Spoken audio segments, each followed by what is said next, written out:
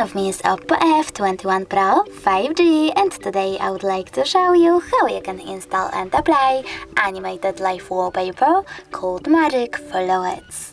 You need to begin by opening Play Store and clicking on the search bar.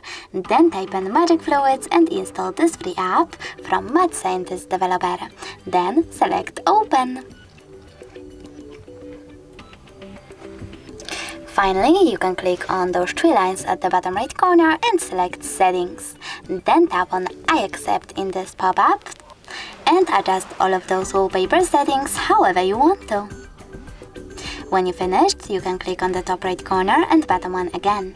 This time though, you need to select Set as Live Wallpaper, click on Apply and select Home Screen or Home Screen and Lock Screen by clicking on one of those options. When I click Home button, as you can see, my wallpaper was successfully applied. Thanks so much for watching. If you enjoyed this video, smash that like button, comment and definitely subscribe. Bye!